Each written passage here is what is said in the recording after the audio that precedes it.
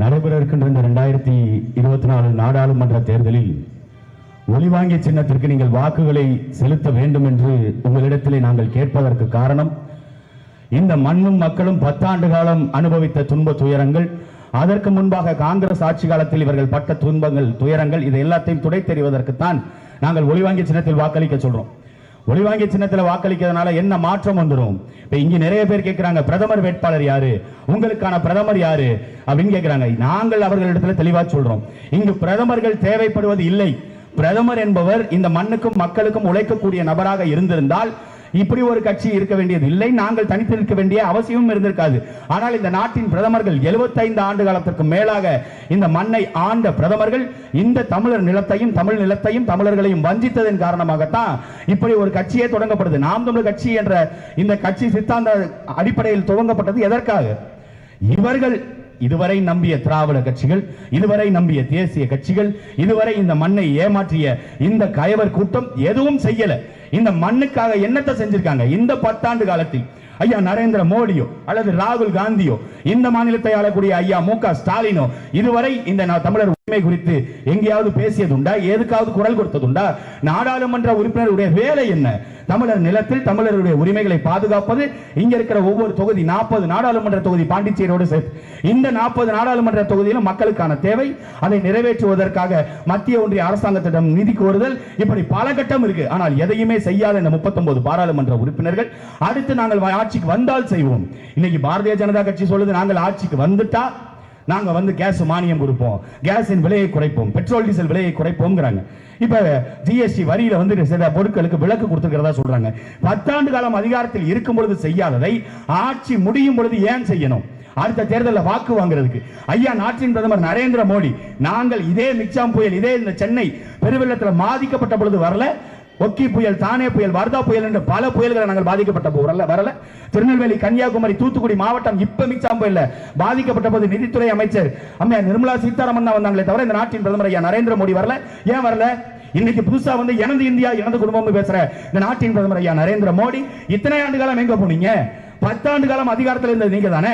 நாங்கள் நீர்ல தத்தளித்த பொழுது வராதவர்கள், நாங்கள் 2019 இதே இந்த கொரோனா காலகட்டம் வந்த பொழுது எங்களுக்கு பாதுகாக்க, எங்களுக்கு துணை நிற்க வராத இந்த நாட்டினுடைய பிரதமர், அன்னைக்கெல்லாம் ஓடி போய் ஒளிந்து கொண்ட இந்த பிரதமர் இன்னைக்கு வர்ற ரோட் ஷோ நடத்துறாராம்.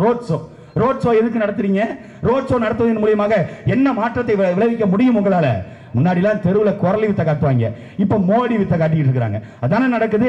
குரலி வித்த காட்டுவாங்க, வா வா வா வா வா எல்லாத்தையும் கூப்பிட்டு குரலி வித்த காமிச்சிட்டு காசு வாங்கிட்டு போவான். நீ காசு போடலன்னா ரத்தம் கக்கி சாவே அப்படின்னு. அப்படி பிஜேபிக்கு ஓட்டு போடலன்னா நாடு நாசமா போயிடும். இது மோடி வித்த, இது ஒரு வித்த. நாங்க கேட்கிற நாட்டின் பிரதமர் ஐயா மோடி பொருளாதார வளர்ச்சி கொடுத்திருக்காரா? கல்வியை மாநில பட்டியல கொடுத்திருக்காரா? கல்வியில வளர்ச்சி திட்டங்கள் கொண்டு வந்திருக்காரா? கல்வியில வளர்ச்சி திட்டம்னா எப்படிப்பட்ட திட்டம் தெரியுமில்ல? தமிழ்நாட்டை எல்லாரும் நீட்டு பரீட்சை எழுதும் பொழுது மூக்குத்தில இருந்து தோர்ல இருந்து எல்லாத்தையும் கழட்டி வச்சுட்டு போகணும். ஆனா வட மாநிலத்தில் உத்தரப்பிரதேசத்துல எல்லாரும் புத்தகத்தோட உட்கார்ந்து எழுதலாம். இதுதான் கல்வி வளர்ச்சியா? இதுதான் கல்வி மேம்பாடா? மருத்துவத்துறையில மேம்பாடு, எய்ம்ஸ் மருத்துவமனை கட்டித்தரேன்னு சொல்லி மதுரையில சொல்லி 5 வருஷத்துக்கு மேல ஆகுது. ஏன் இதுவரை எய்ம்ஸ் மருத்துவமனை கட்டல? இப்ப தேர்தல் வருது, இப்ப கட்டுமான பணிகள் ஆரம்பிக்கிறாங்களாம். எதுக்கு? அடுத்த இந்த தேர்தலில் ஓட்டு வாங்குறது. இந்த தேர்தலில் நாங்கள் ஜெயிச்சிட்டா எய்ம்ஸ் மருத்துவமனை கட்டிடுவோம், இந்த தேர்தலில் நாங்கள் ஜெயிச்சிட்டா இந்தியாவை பாதுகாப்போம். இந்தியாவை பாதுகாப்பதற்கு நாட்டின் பிரதமர் ஐயா மோடி எடுத்து வச்ச ஒரு திட்டம் ஏதாவது ஒண்ணு இருக்கா? ராணுவ தளவாடங்கள் தயாரிப்பு தனியாருக்கு கொடுக்குறீங்க, ராணுவ பாதுகாப்பு ரகசியங்கள் வச்சிருக்கிற கோப்புகளை காணாம அடிக்கிறீங்க, ரஃபேல் போர் விமானம் வாங்கின கோப்புகள் எங்கன்னு கேட்டா காணாம போச்சுங்கிறீங்க. எவ்வளவு எளிதா பதில் சொல்றாங்க. ஒரு இந்திய அரசாங்கத்துக்கு ராணுவ பாதுகாப்பு ரகசியங்கள், அது கோப்புகள் வாங்கினதை காணாம போச்சு, ராணுவ விமானம் வாங்கினது அப்படின்னு சொல்றது எவ்வளவு ஏளனமா இருக்கு. ஒரு கோப்பையை காப்பாற்ற முடியாத இந்த நாட்டின் பிரதமர் ஐயா நரேந்திர மோடி இந்த நாட்டை எப்படி பாதுகாப்பாரு? 2019 நாடாளுமன்ற தேர்தலுக்கு முன்பாக புல்வாமா தாக்குதல் நடக்குது. புல்வாமா தாக்குதல் நடந்த 3 மாத காலத்தில் இந்த நாட்டினுடைய பிரதமர் இருக்கக்கூடிய பாரதிய ஜனதா கட்சி 3 மாதம் கழித்து பாகிஸ்தான் நிறுவனத்திலிருந்து 350 கோடி பணம் வாங்குது. இதெல்லாம் யாரு வீட்டு காசு? எதுக்கு நீங்க பாகிஸ்தான் நிறுவனத்திலிருந்து பணம் வாங்கணும்? ஒரு தனிப்பெரும் முதலாளி, இங்க இருக்கிற லாட்டரி மார்டின், இந்த நாட்டில் இருக்கிற வேதாந்தா நிறுவனம், இவங்க எல்லாரும் சேர்ந்து பிஜேபி கட்சிக்கு தேர்தல் பத்திரத்தில் 6500 கோடி எதுக்கு கொடுக்கணும்? 6500 கோடி. நீங்க பிஜேபி அரசாங்கத்தை ஆளுகின்றதுனா மத்திய அரசுக்கு பணம் கொடுக்கலாம், பிரதமருடைய நிதிக்கு பணம் கொடுக்கலாம், இல்ல முதலமைச்சருடைய நிதிக்கு பங்கு கொடுக்கலாம். அப்படி கொடுக்காத தனிப்பெரும் முதலாளிகள் தனிப்பட்ட பாஜக கொடுக்கறாங்கன்னா ஐடி ரைடு, இடி ரைடு விட்டு அங்க இருக்கிற முதலாளிகளை பயமுறுத்தி அச்சுறுத்தி அவர்களிடம் பணத்தை பறிச்சு இப்படி ஆட்சி அதிகாரம் செய்யறதுக்கு பதிலா வரும்பொழுது பார்த்தேன், ஒரு கணபதி கோயில் இருந்துச்சு. தட்டு எடுத்துட்டு போய் வாசல்ல உட்காந்து பிச்சை எடுத்து பொழைச்சிடலாமே, இப்படி எதுக்கு பொழைக்கணும்? ஒவ்வொரு நிறுவனமா மிரட்டி அவங்கள்ட்ட இருந்து பணத்தை பறித்து இதை வைத்து ஆட்சி அதிகாரம் செலவு செய்து, ஐயா அண்ணாமலை, நம்ம அண்ணன் தான், அண்ணாமலை சொல்றாரு போற இடத்துலலாம், நான் ஓட்டுக்கு ₹1 காசு கொடுக்க மாட்டேன். அப்ப நயினார் நாகேந்திரனோட உறவினர் பணம் 4 கோடி யாருக்கு கொடுக்கறதுக்கு வாங்கிச்சிருந்தீங்க? அந்த காசு எங்க இருந்து வந்துச்சு? பிடிபட்ட அந்த நபர் சொல்றாரு, தேர்தலில் வாக்குக்கு காசு கொடுக்கறதுக்கு தான் இந்த காசை நான் எடுத்துட்டு போனேன் அப்படின்னு அவர் தெளிவா சொல்றாரு, ஸ்டேட்மெண்ட் கொடுத்திருக்காரு. நயினார் நாகேந்திரன் பாரதிய ஜனதா கட்சியை சார்ந்தவர் தானே. அண்ணாமலையே சொன்னார்ல, பூத கண்ணாடி வச்சு பாருங்க. ஆனா நீங்க பூத கண்ணாடி வச்சு பாருங்கன்னா, நான் வந்து ஓட்டுக்கு ₹1 காசோட கொடுக்க மாட்டேங்கன்னா, நேர்மையா இந்த தேர்தலை சந்திப்பேங்கன்னா, ஏன்னா நான் ஐபிஎஸ் படிச்சிருக்கேன்னா, சட்டத்தை பாதுகாப்பு தெரியுங்கன்னா, நான் ஐபிஎஸ் படிச்சது உண்மைன்னா அப்படின்னு பேசிட்டு இருந்தாரு. அதே பத்திரிகையாளர் அந்த அண்ணாமலை பின்னாடி பின்தொடரும் பொழுது அண்ணன் அண்ணாமலை கோவப்படுறாரு, ஏன் என் பின்னாடியே வர்றீங்க? ஏன் பத்திரிகையாளர் உங்க பின்னாடி வந்தா உங்களுக்கு என்னங்க பிரச்சனை? ஐயா, கேமராவை பார்த்து திமுக காரன் பயப்படலாம். ஏன்னா கடப்பாக்கல திருடுவான், பஜ்ஜி கடையில சண்டை போடுவான், பிரியாணி கடையில போய் திருடுவான். அவன் திருட்டு போய் அவன் கேமராவை பார்த்து பயப்படுறான், ஒரு நியாயம் இருக்கு. அண்ணாமலை ஏன் பயப்படணும்? நீங்க ஐபிஎஸ் படிச்சவர், ஐபிஎஸ் மூல படிச்சவர், இந்தியாவின் முதல் பிரதமர் ஐயா காந்திங்கிறார். அவர் ஐபிஎஸ் படிச்சிருப்பாரா? நேரு தான் இந்த நாட்டினுடைய முதல் பிரதமர், அது கூட தெரியல. ஐபிஎஸ் படிச்சிருக்கிறார். அண்ணாமலை வந்தா பாஜக வளர்ந்துரும். பாஜக அதுல அண்ணாமலை சொல்றாரு, பாஜக எப்படி ஆட்சி செய்யணும் காட்டிட்டா, பாஜக எப்படி ஊழலை தடுக்கும்னு காட்டிட்டா, பாஜக மக்களுக்கு வளர்ச்சி திட்டத்தை எப்படி கொண்டு வரும்னு காட்டிட்டா. பார்த்தோமேங்கய்யா, நீங்க மணிப்பூர்ல காட்டினதான் பார்த்தோமே. 2 பாரத தாயை தெருவில் சாலையில நிக்க வச்சு நிர்வாணப்படுத்தி கொண்டு வந்ததை மணிப்பூர் கலவரத்துல தான் பார்த்தோமே. நீங்கள் ஆட்சி செய்யற லட்சணத்துல தான் உத்தரப்பிரதேசல பாக்குறமே. மாட்டு கறி கொண்டு போனாங்கிறதுக்காக சாலையில நிக்க வச்சு அடிச்சு அவனை ஆடையை அவிழ்த்து அடிச்சு கொலை செஞ்சீங்களே, அதை பார்த்துட்டு தானே இருந்தோம். உங்களுடைய ஆட்சி எப்படி நடக்குதுன்னு பார்த்துட்டு தானே இருக்கிறோம். கொரோனா வந்துச்சுங்க, மருந்து கொடுத்து கொரோனாவை விரட்ட வைக்கல. தட்டு எடுத்துக்க, தட்டுங்க, இப்படி தட்டுங்க, இல்ல போய் விளக்கு பிடிங்க. இது ஒரு விளக்கம் ஏண்டா? இது ஒரு விளக்கம். நாட்டின் பிரதமராக இருக்கிறதுக்கு ஐயா நரேந்திர மோடிக்கு என்ன தகுதி? ஏதாவது ஒண்ணு சொல்லுங்க. 1000 பொய். தேர்தலுக்கு வருவதற்கு முன்பாக, ஆட்சிக்கு வருவதற்கு முன்னாடி 1000 பொய். 2 கோடி இளைஞர்களுக்கு வேலை வாய்ப்பை மீட்டுவேன், ஒவ்வொருத்தரோட வங்கி கணக்கிலையும் 15 லட்சம் ரூபாய் போட்டுருவேன், எய்ம்ஸ் மருத்துவமனையை நாடகம் கொண்டு போய் சேர்த்துருவேன், கல்வி நிலையங்களை கொண்டு போய் சேர்த்துருவேன், மருத்துவ முகாம்கள் அமைப்பேன். எல்லாம் போய், எல்லாம் வெற்று நாடகம் போட்டு இந்த மக்களை நம்ப வச்சு ஏமாத்தி, அதுவும் தமிழ்நாட்டில் யாரும் ஓட்டு போடல. தமிழ்நாட்டில் ஓட்டு போடாம அங்கே வட மாநிலத்தில் ஓட்டு போட்டு அவங்க ஜெயிக்க வச்சுட்டாங்க. அதுல ஐயா ஆட்சி அதிகாரத்துக்கு போயிட்டு இந்த தடவை 400 சீட்டு, இந்த தடவை 500 சீட்டு. நீ நோட்டு பெட்டியை வச்சிருக்கிற, அதே மாதிரி ஓட்டு பெட்டியை வச்சிருக்கிற. அதனால நீ எவ்வளவு வேணாலும் போடலாம். 400 சீட்டு என்ன, 500 சீட்டு கூட போட்டுக்க. ஏன் ஒட்டுமொத்த இந்தியாவுமே நீ விலைக்கு வித்துட்டு போ. இன்னைக்கு அம்பானி அதானின்ற தனிப்பெரும் முதலாளிகள் கையில இந்தியா சிக்கிறதுக்கான வாய்ப்புகள் அதிகமா இருக்கு.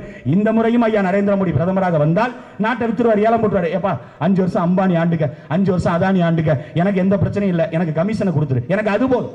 பாரதிய ஜனதா கட்சிக்கு தேர்தல் பத்திரத்தில் அம்பானி ஒரு 5000 கோடி கொடுத்துரு, இந்த இந்தியாவை ஏலத்துக்கு எடுத்துக்க, அதுல தமிழ்நாட்டை கூறுபட்டு வித்துக்க. இங்க ஒருத்தர் திருறாரு, பாரதிய ஜனதா கட்சியை நாங்கள் தான் வீழ்த்த போறோம், பாசிசத்தை நாங்கள் தான் வீழ்த்த போறோம் அப்படின்னு இங்க ஒருத்தர் பேசிட்டு இருக்காரு. உண்மையிலுமே ஐயா மு க ஸ்டாலின் யார் என்ன சொல்றாரு? எதுக்கு எடுத்தாலும் நான் கலைஞருடைய மகன். அது எப்படி? ஆகடா, எதையும் ஆதாரத்தோட தான் பேசுவேன். எடா கலைஞருடைய மகன், அதனால தான் சொல்றேன், கலைஞர் கருணாநிதி வழியில் எடுத்து பாசிசத்தை நான் ஒழிச்சிருவேன் அப்படின்னு பேசுறேன். கலைஞர் கருணாநிதியுடைய மகன் என்பதை தாண்டி ஐயா ஸ்டாலினுக்கு ஏதாவது ஒரு தகுதி இருக்கா இந்த மண்ணை ஆள்றதுக்கு?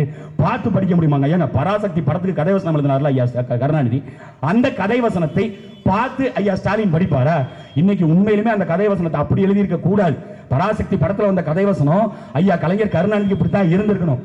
வாழ விட்டார்களா என்னுடைய தங்கையை அப்படின்னு ஐயா கேட்பாரல்ல சிவாஜி, அந்த மாதிரி வாழ விட்டார்களா இந்த தமிழ்நாட்டை?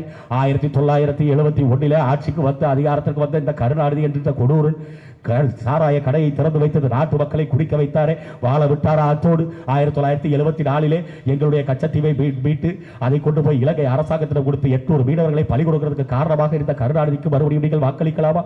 இந்த கருணாநிதி அத்தோடு நிறுத்தினாரா?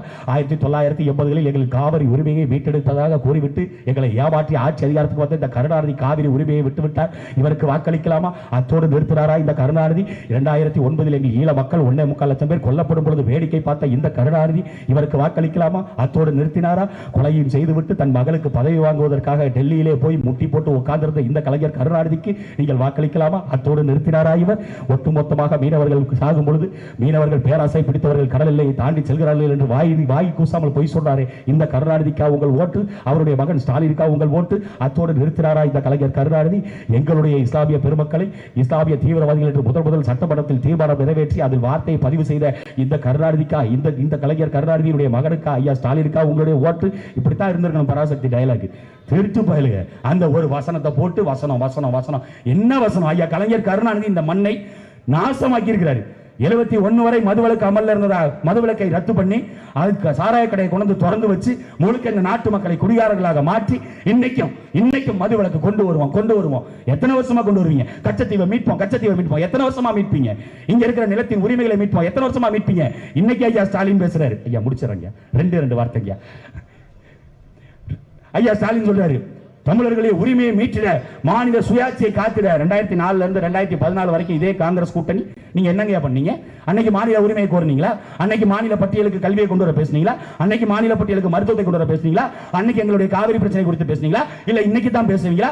உங்களுடைய படத்தை போட்டு பாரகட்டி ஏத்தி அதை செருப்பை வச்சு விளக்கமாத்த வச்சு அடிச்சான கண்ணனை கொஞ்சமாவது வெக்கம், மான, ரோசம், சூடு, சொரணை இருக்கிற ஒரு முதலமைச்சர் எதிர்த்து கேள்வி கேட்டதுண்டா?